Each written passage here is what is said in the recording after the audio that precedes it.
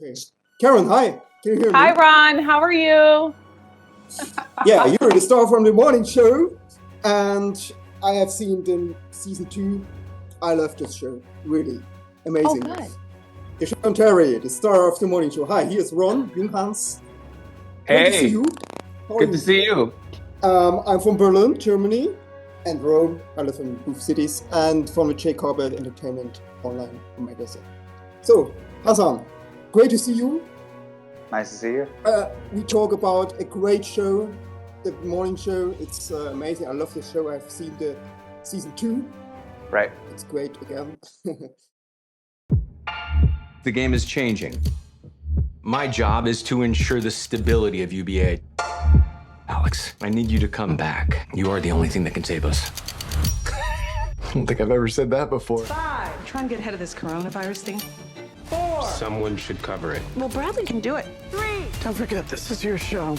And we're back. 2. I know I come with a history that not all of you love. 1. 9 months ago, you opened a door, and you need to walk through it now. And great to see you. Great to see you, Ron. Nice to meet you. Yeah, I have seen the season 2 of the morning show. What can I say? It's great again. I love the show very much. Really. There are many interesting characters, in the show, and many of them are. That's the great. Also have a story for their own. Can you tell me what's your story in the new season? Without spoilers, of course. Sure. What is the motivation of your character? And by the way, your character Yanko had in the last season a big secret and will continue two mysteriously big secrets with Yanko in the new season. What can you say? No worries, no worries. Yeah, well, without getting into any spoilers, I think I can safely say that Yanko, the beginning of season 2, he's completely heartbroken.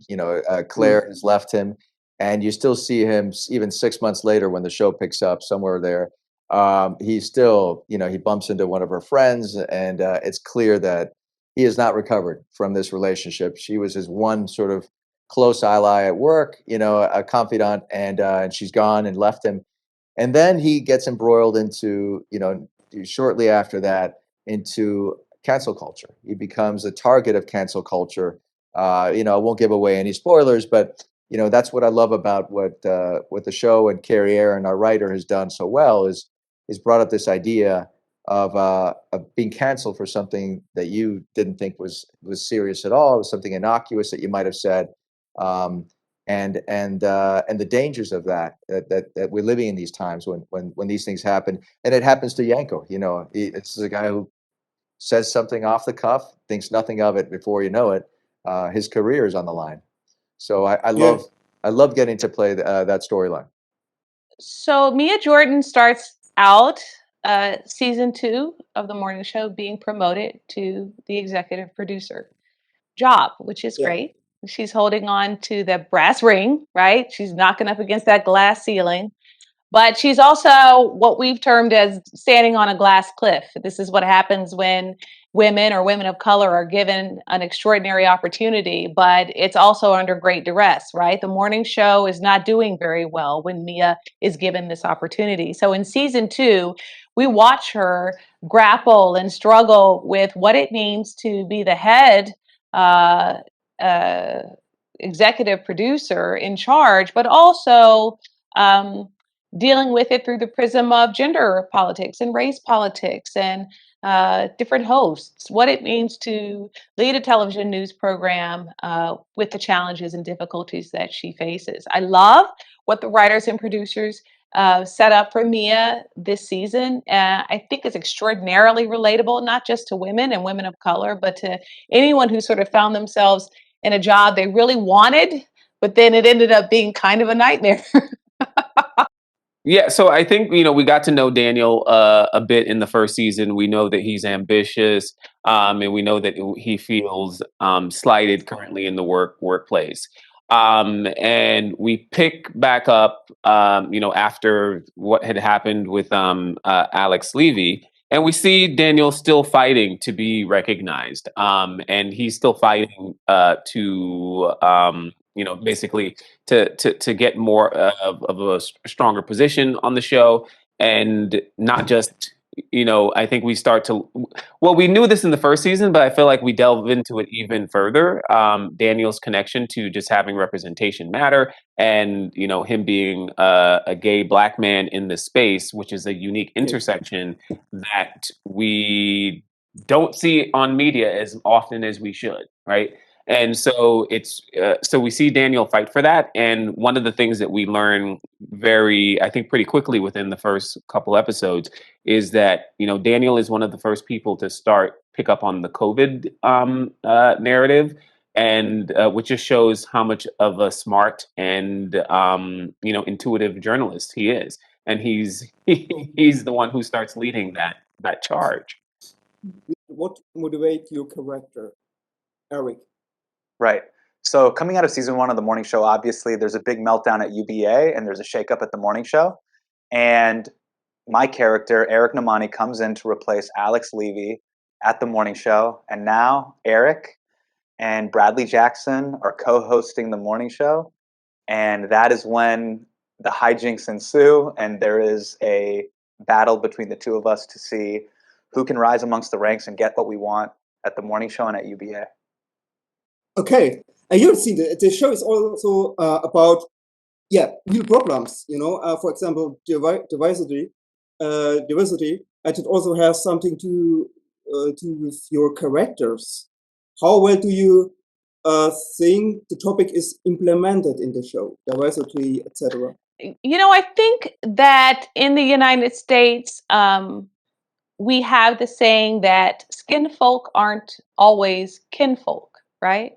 And I think the morning show does a great job of tapping into that idea in an authentic way.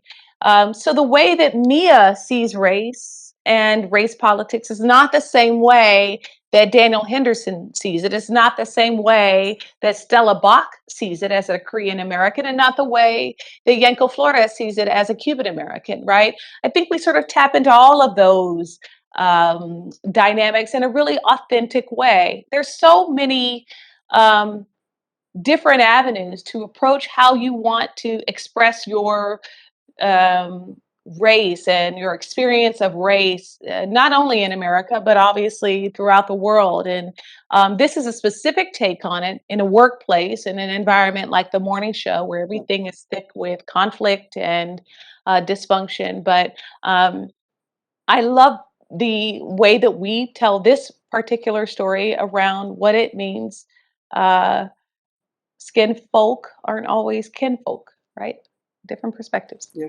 Well, I think what's very I think specific about the space and what Daniel talks about is that in order for Daniel to show up to work, he looks at the morning show as a white space, and we're having more and more conversations about that in the real world, about what is a white space, and how do people of color, women, or whoever does not feel other function within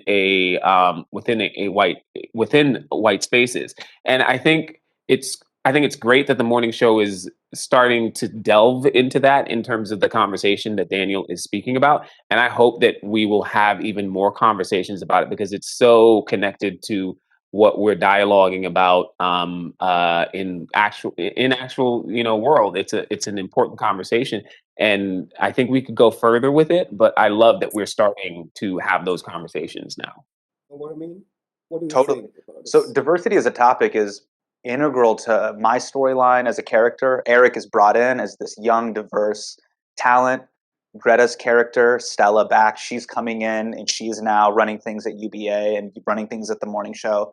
She has a background and she has a way that she sees the world.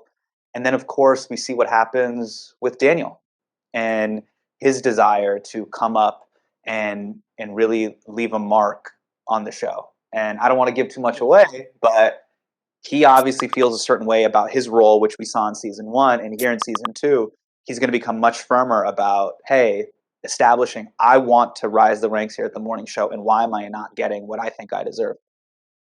Yeah, I What mean, do I you think, think? yeah, I think you know the issues of race certainly bring up or come up with Daniel's character feeling marginalized as an Yeah. anchor. There's no question about that. With Mia's character as well. With Stella Bach as a new head of news division when Mhm. she is the a victim of an act. You know, I can't give away too much of racism. And then my character, there's no question, is perceived as a racist for something innocuous that he said that thought was innocuous. So it handles race in many different fashions, Yeah. and through different perspectives. People experiencing it from from different levels too. Being accused of it when they're really not racist. That's the other side of the coin as well. So I love how Carrie handled it. This season.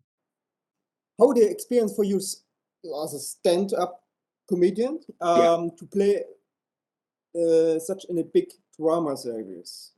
Yeah, I mean, what's interesting is my comedic storytelling style does lend itself more to drama. Like I tell sort of, I say this all the time. Me and Mike Birbiglia, we do cry comedy. We do comedy that makes people cry. like, so, doing a drama, felt like a natural step. Also, a lot of the topics that we talked about in the show are things that I've already sort of covered at The Daily Show or at Patriot Act. And so they really were, big social and political topics that are shaping the world. So these are things that I had been thinking about for a long time, but now getting in to dive into it as a human character and to talk about diversity in the workplace or power struggles in the workplace. Those are things that were really exciting and new. What is special about the morning show compared to many other series and shows in the Sure. world, in the streaming world? Yeah. Sure. I think it really is one of those, I would say the morning show is Shakespearean in nature, where you see fundamentally flawed characters that do not see themselves as flawed try to rise the ranks of power and status and move in an unethical world, while at times, sometimes doing things that are unethical, even though they think they are ethical in their intentions. So that's what I see the show as, and what makes the show the most interesting to me is it tackles a ton of zeitgeist topics like Me Too, consent, power dynamics in the workplace, but it navigates the gray. A lot of the easy topics are black and white in nature. Hey, is murder bad? Or hey, is it okay to assault someone? Obviously not. This is about that gray zone of, hey, there are people on both sides that are doing things that aren't right. Who's responsible? And how do we not only forgive ourselves, but forgive others? What do you tell me? I think what's special about the morning show is that, first of all, we're talking about things that are so relevant to, what's happening to the real world today. And then I also think that we have this fantastic slate of characters, and the way that Carrie Aaron and the rest of the writers write these characters is that we get to see the things that are noble about them, and the things that are honorable about them, but we also get to see their flaws. And so we get this sort of messy truth that I think is really familiar to us, because as we exist in the workplace, like, our work partners are the people that we know the best, because we see them function under stress, we see them function in for hours and hours, and so we get to see what's good about them and we get to see what's bad about them. And I think it's a great place for us to sort of just, let it all out by seeing how these characters are dealing with the stress that we are 100% relate to. Last question. What is so special about the morning show compared to many other series in the world? What do you think? Well, look, we have we're lucky, an extraordinary cast, incredible writers. And I think what I love about one of the many things I love about the show is it's topical. It's dealing with issues that we're all sort of dealing with today. Me Too, with cancel culture specifically, COVID as well, the shutdown, sort of broader issues that are in the zeitgeist that we're all dealing with, and that it does it in a way that it's completely unafraid. And the writers are not afraid to talk about every issue, afraid to potentially make a character that would be considered villainous or evil, make them somewhat sympathetic at times. And that's what I love about the show, is that it's unafraid. Love to see. So, Nestor Carbonell, thank you very much for your time. And have a Thank nice you, Ron. day. I appreciate it. Thank you. Thank you. You too, Ron. I appreciate it. And have a nice day, Karen. Thank you. Thank you so much. Thank you. Thank you very much for your time and have a nice day. Thank you. Thank you. Cheers. Take care. Ciao. Pattern of behavior around here that disadvantages the people of color. We need to get our facts straight. We need to decide what the truth is. Did you hear what you just said? Maggie, I would like to see the book. You don't like me. You've never liked me. That's not true. Which part? Onward and upward. You're a dynamo out there. I don't think they're using you in the right way. I don't trust her. She seems perfectly nice. Oh, God, she bugs me.